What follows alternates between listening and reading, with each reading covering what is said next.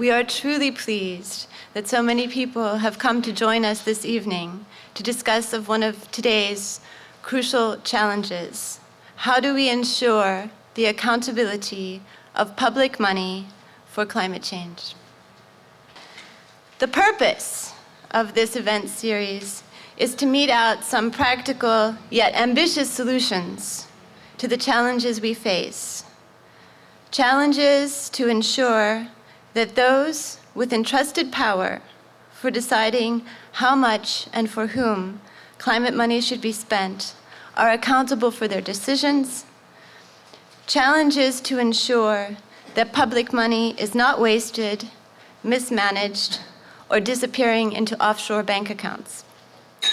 Challenges to ensure that every penny in already stretched public purses is spent with integrity and achieves genuine results toward avoiding serious climate change.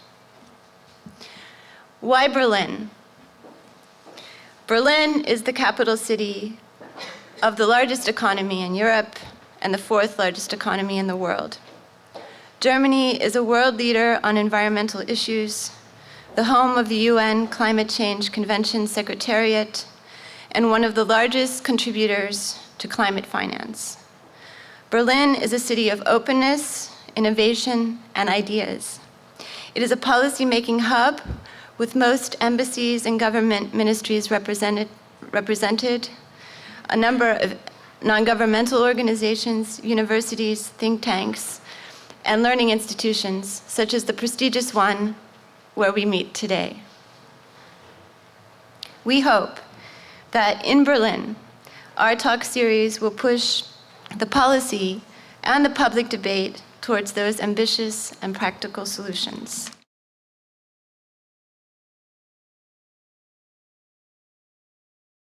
Dear panelists and speakers, ladies and gentlemen, currently climate policy is not in a promising situation.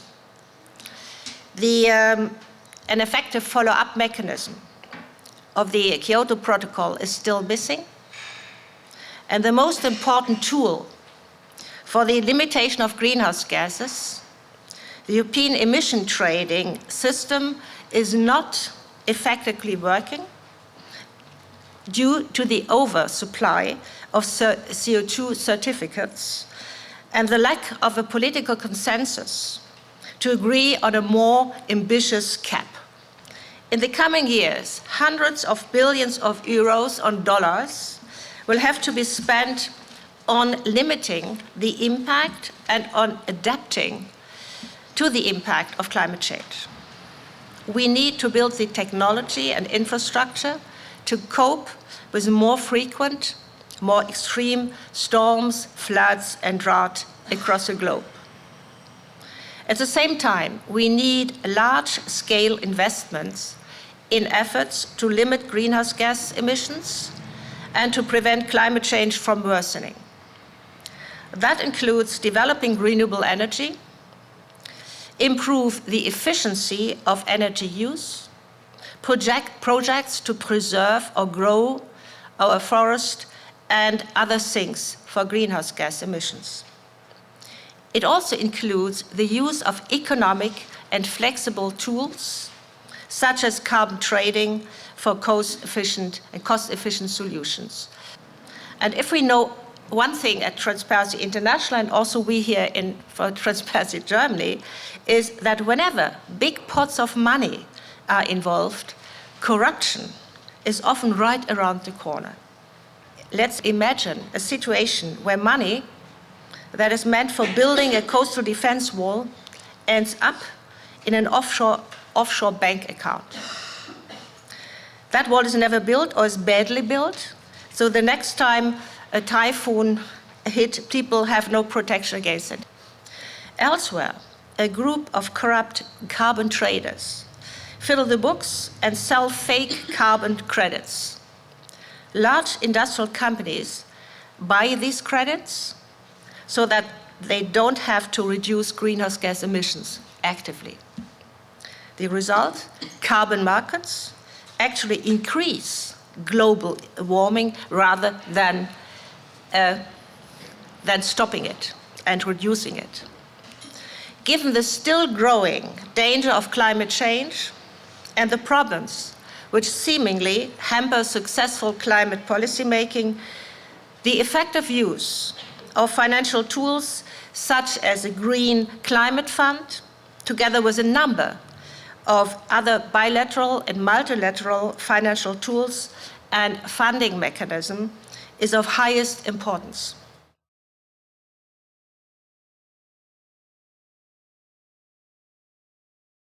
When the hundreds of millions of dollars that I spoke about are making their way from a donor country, say, for example, Germany, to a recipient country, let's say Kenya, since we're talking about that already, how can the taxpayers in Germany, how can the government in Germany, and how can those who are affected in the recipient countries be sure that that money gets to where it's needed and is used for what it's needed for? In order to answer that question, we first had to get to grips with the complexity of the channels that climate finance flows through. So there are two major channels, going from the donor countries through multilateral funds and through bilateral channels. Funds do not go directly through these funds to recipient countries. They go through a number of intermediary implementing agencies. We're talking about banks, the World Bank, the Asian Development Bank, etc., UN agencies such as the United Nations Development Programme, and even, in the case of the Adaptation Fund, national entities, like in Kenya, the National Environmental Management Agency. So, the purpose of this slide is to show you the complexity that is at play.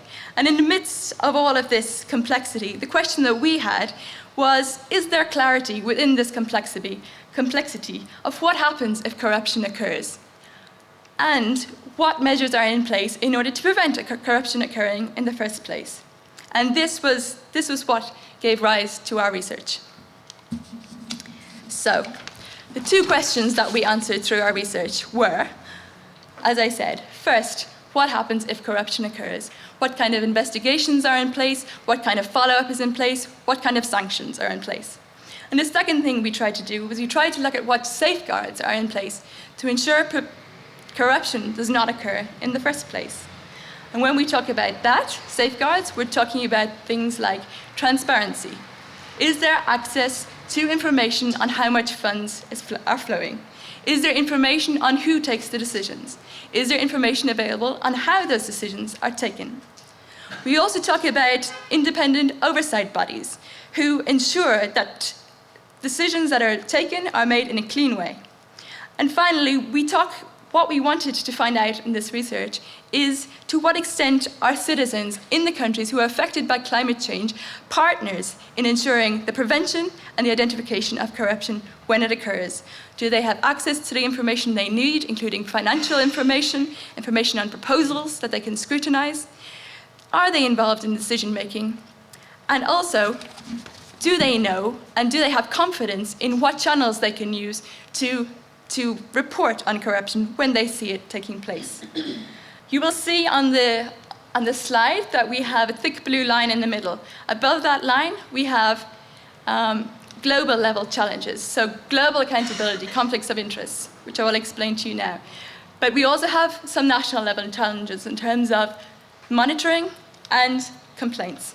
When we were doing the research, it was very, very clear, relatively clear, on a day-to-day basis who reports to whom.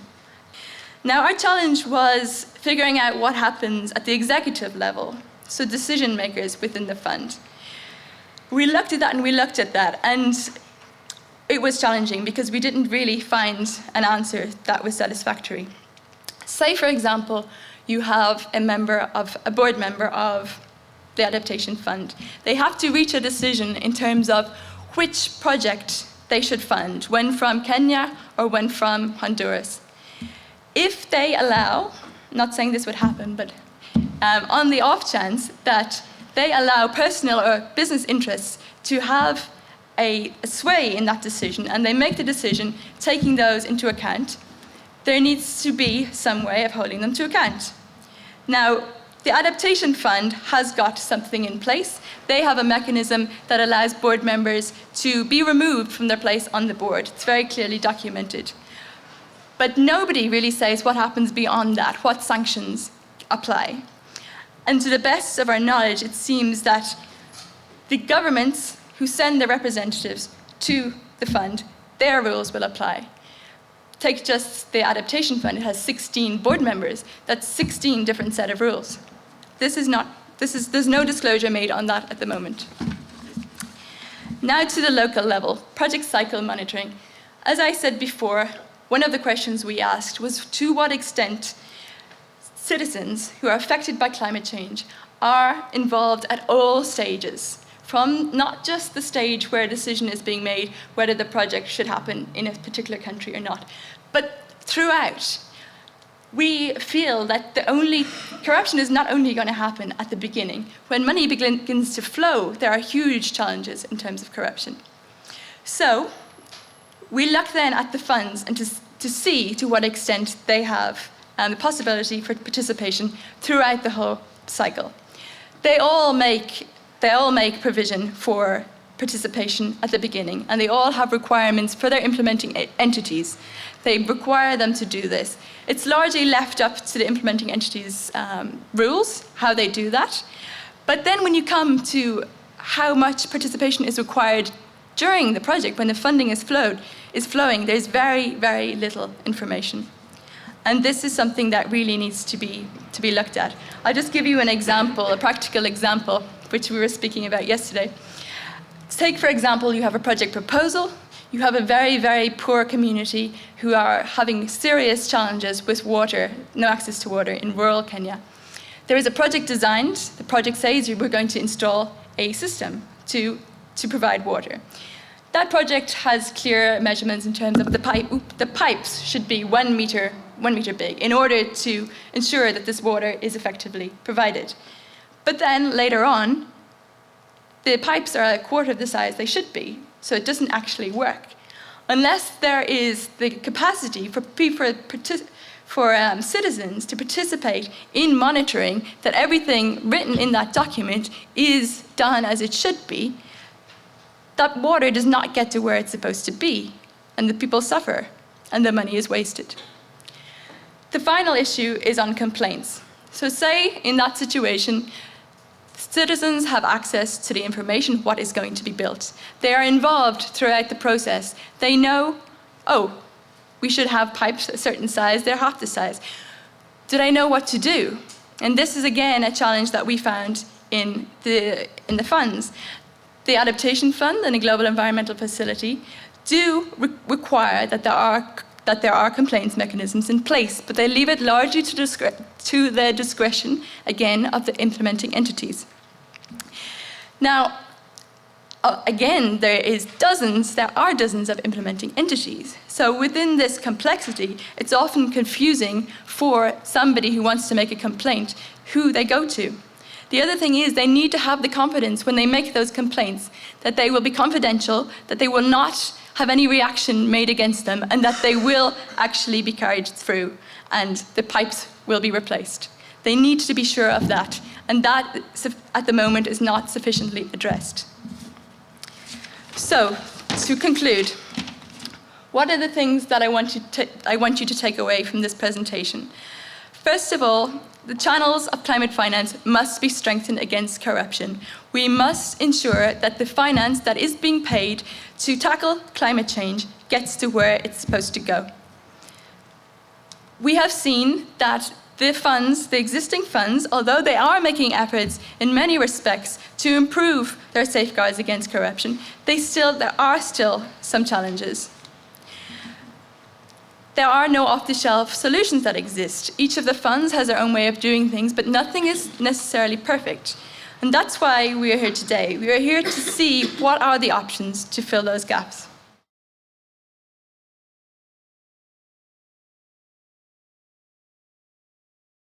So what happens when we get the climate finance? As you see from the map there, is what we tried to do as Transparency International Kenya, to map out who are the actors, what is the landscape of climate governance in Kenya. And what we discovered is that we have multiple of well-wishers, donors, private investors bringing their money to the country. And through the channels there earlier mentioned by Claire, we are receiving money through the bilateral donors, multilaterals, the private investors through the carbon market, as well as through our government treasury. We tried to map out the resources that are coming in, who is accountable to who. And this was not an easy process because we don't have an access to information law in Kenya. Therefore, climate finance information is classified as the state secret, and therefore getting access to that information was a handle. We had to get personal contacts in the ministry's offices, and also any information available on the website to come up with that map. And what we discovered is that Kenya is receiving to a tune of 300 million US dollars from the period of 2008 to 2012. So what are the key issues that we came about as we were trying to map out the climate finance and the governance of the resources? One is that there is no clear mechanisms of identifying climate finance from other development aid. And as we saw demand in the climate sector, that climate finance needs to be new, additional, and predictable, up and above the development aid. But with no mechanisms to identify that, the resources from Treasury or from the government institutions that are supposed to account for this money, therefore it's difficult even for civil society like TI Kenya, who are willing to track the climate finance, even to identify it. Further, as mentioned earlier, information on climate finance is not easily accessible. And besides us having a provision in our new constitution, Article 35, quoting that we need to have free and accessible information, we still don't have a law. And therefore, we demand as Transparency International that public participation in all levels of project implementation of the project cycle is paramount. From the conception, implementation, and monitoring level, in the case of Kenya, it's not going to be possible without the laws in place. However, there's also a lot of political interference in the implementation of projects. And as found in the media and also in the internet, we have key political officers accused of nepotism and bribery and directing resources and investment towards their counties or towards their strongholds.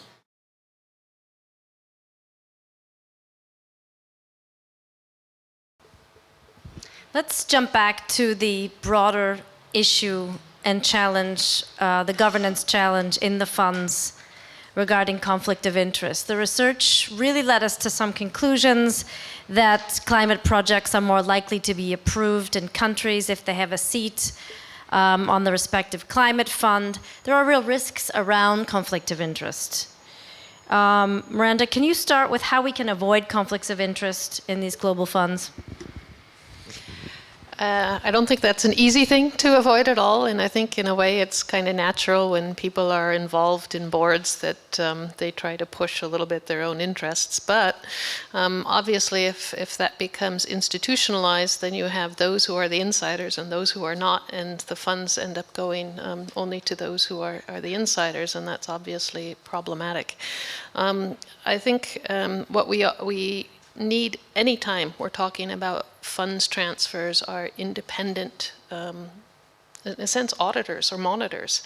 And I think if what we're having is boards that are established that turn out not to be independent enough, then you need a second round of monitors that are looking at to what extent is funding being distributed in equitable ways. And I don't mean equitable in the sense that everybody gets the same amount, but equitable in the sense that everybody has access and fair access to it. And I think there's also there are processes we have in academia where before project funds are given, you have outside evaluation boards look at the the projects that are being proposed, and you also have to go through certain kinds of criteria to show that you're transparent and independent in how you're using that funding. And then you have to report on what you've done at the end. And I think you can do the same kinds of things with looking at who is getting the funding and whether or not there really is open access to it or not. Norbert, you're an alternate on a board. What do you say? Are you protecting against conflict of interest in your work there? Definitely, that's very important for us to avoid that. Right now, we are not at that stage where we can actively really work on that very issue. It will come very soon if it comes to the definition of the project cycle as such. It will come when we talk about allocation criteria, or how under which what are the criteria how to select.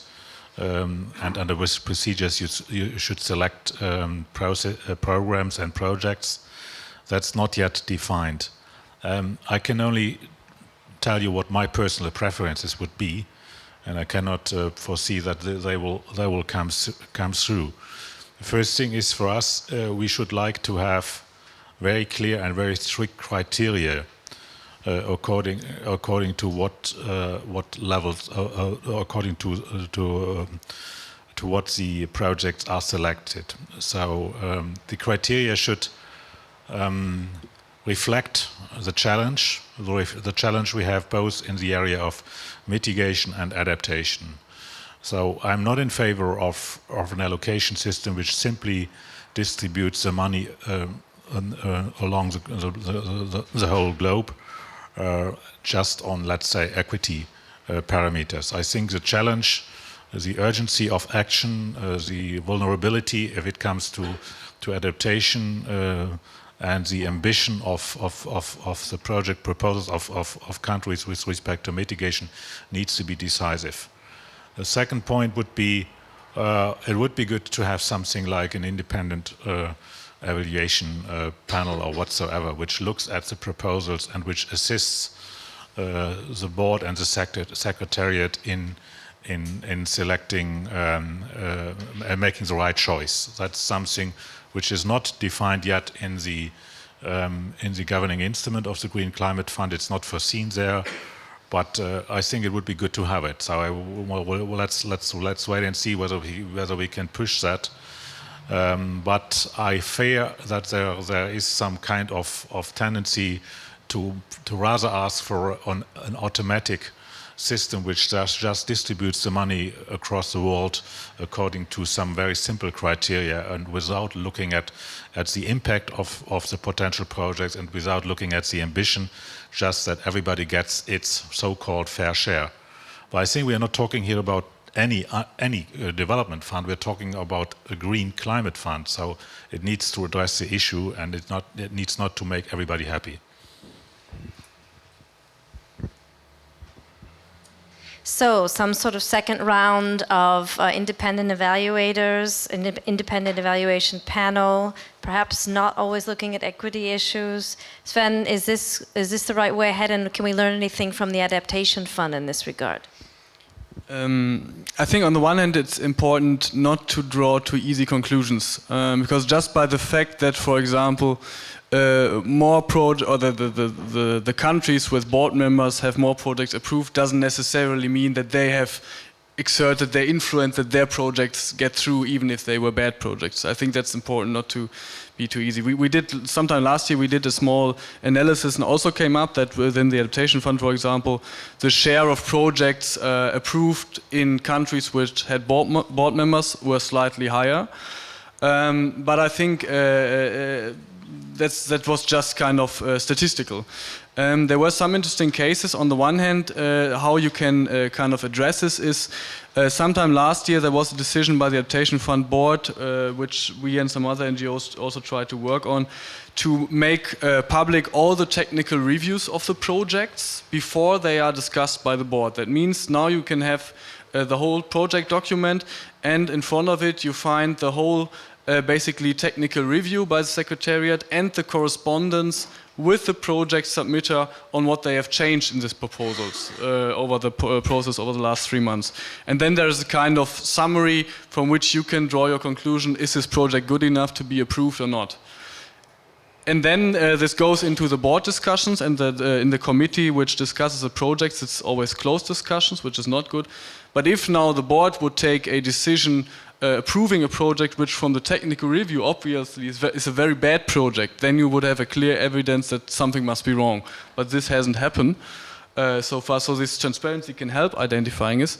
There was one case about the Tanzania project which was, I think, submitted 3 or 4 times and revised, and then there was a critical case where it seems that the Tanzanian board member, who was an adaptation fund board chair in the first year, well, let's say helped or tried to help to get the project through, and also the implementing agency submitting this, or at least some board members complained about some kind of lobbying.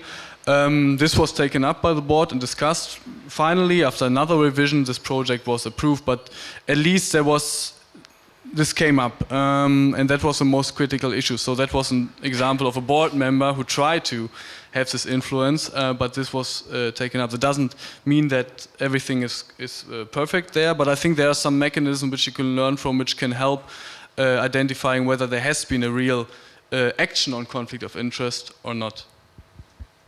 A last quick comment. Yes, thanks. A quick comment. Maybe okay. Well, I leave away another thing I had in mind to say. I mean, we did need to distinguish between 2 different kinds of personal or conflict of interest. So one is, do I vote in favor of projects from my country because I like my country and I'm from that country, being on the board? That's one thing. And the other thing is conflict of interest when it comes to personal gain from it, which is very different. This is the thing where you could say things go wrong. And the other thing is, well, maybe I'm loyal to my country, or maybe there's other reasons. Maybe the reason is my country is just more advanced in its capacity to submit proposals, which might also be the reason why my country has chosen that we want to be on the board, because we have the capacity. So this is not necessarily trying to give favor to my country or anything. Maybe lots of different reasons. But I wonder, what do we do, or how do we make sure there's no conflict of interest for personal gain? And this is not only on the board level of, say, the adaptation fund or any other global fund, but it's the same is true for implementing entities in a country. So what projects are being chosen, what projects do I pursue, and maybe my cousin is the one involved in the implementation of the project. So how do I do that? And that is, I think, more tricky, or at least I find it more difficult to find good ways to do that than the question, okay, do I vote too much in favor of my country, for which there's so many different reasons. And I think transparency is key. I mean, I don't have the right answer to that. That's also Transparency International's field of experience, much more than mine. Transparency, as your name says, is of course key. If I know who is deciding on certain things, of course I can also spot potential conflict of interest. So, for instance, are decisions being public? I mean, who voted in whose favor? Is this public, or is this taken under the rules of confidentiality or something like that? So this is, for instance, one of the things. And apart from that, perhaps, as I think was already said, very objective benchmarks, very clear criteria. What makes a project fundable? So by what measure do we assess the eligibility of that project to go through? So is this rather dodgy, unclear criteria, or is this very, very detailed to the way that I almost have to prescribe what the project needs to be about, which has other problems by itself, but of course it allows me to more objectively assess, was it right to vote for that project, or was there some sort of dodgy agreement between some certain actors in the field? First to Tanya, we've been talking about governance, but what about when things go wrong? So we need citizens to be active. What can we offer them? What are the complaint mechanisms? What are the hotlines? How can we make that work?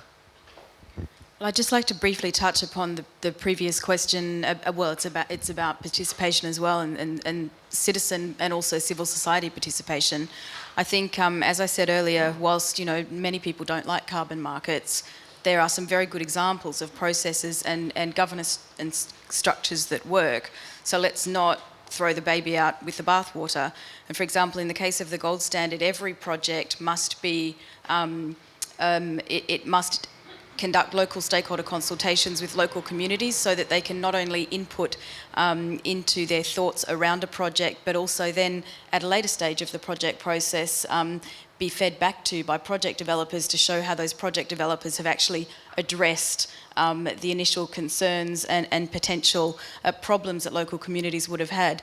NGOs are also given windows within the project process to feed back and input their concerns, and their input is taken into account in how a project is developed. Again, it's on a very small scale, but there are examples out there of good governance and good structures to follow, I think, in terms of frameworks.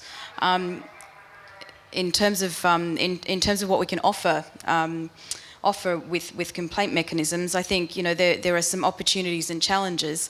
I think one of the challenges is that many who are involved in implementing projects see complaints mechanisms or grievance mechanisms as being cumbersome and potentially blocking projects because they increase transaction costs.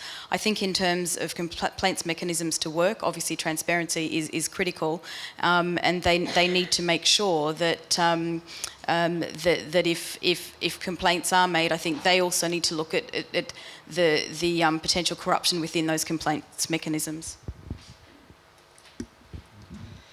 Miranda, Judy mentioned that people didn't feel safe when they complained. What can we do about that? I think it's a really important issue. I think there's no way to have a guarantee that people will be safe if they don't have anonymity, if they don't have the secrecy when they do make a complaint. So I think that's the first provision, to try to figure out how do you provide that anonymity. But even if you've provided it, it's sometimes hard to assure that you really get it. And I know that there are some other initiatives, NGO initiatives, that are working on questions of how do you enforce laws. In many countries, the laws exist, and then the courts may not be as open or transparent as they need to be. And I know that there are some NGO initiatives that are trying to work on the ground to actually protect those who are providing information about problems. That may be more important when you are providing information about a corruption case that's a big-scale corruption case. But it even can be the case in a small village where if you say something against the leadership of the village, that your future is in trouble. So I don't really have a good answer for that, but I think we do need to think about what are mechanisms that you can take to try to protect those who did give information. And I liked very much this example about Transparency International efforts to try to provide an alternative hotline. And I think that might be one way of trying to engage the NGO community more to help those who are on the ground.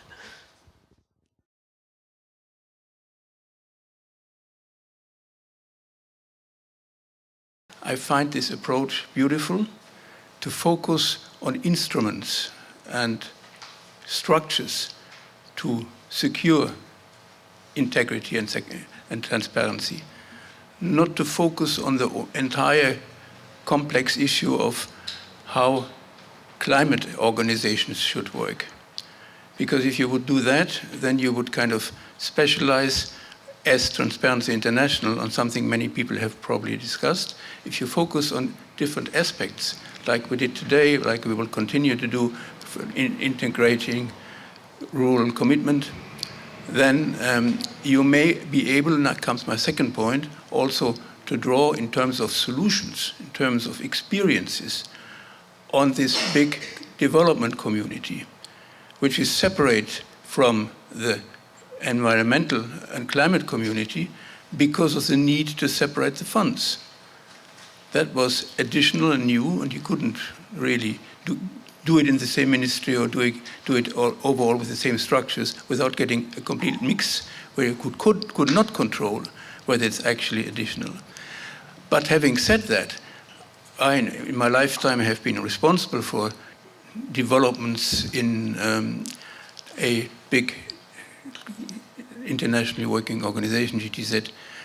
And when I look back at that time, which finished in 95, and go now, after looking at the whole thing from a transparency viewpoint, and as a professor, they have learned a lot and hugely corrected what went wrong, and there is probably a sound body of knowledge on many of the things that you also have to look at within the institutions responsible for environmental issues or climate. So I encourage to focus not on environmental structures per se, but instruments that you may learn from others and that you may share with others.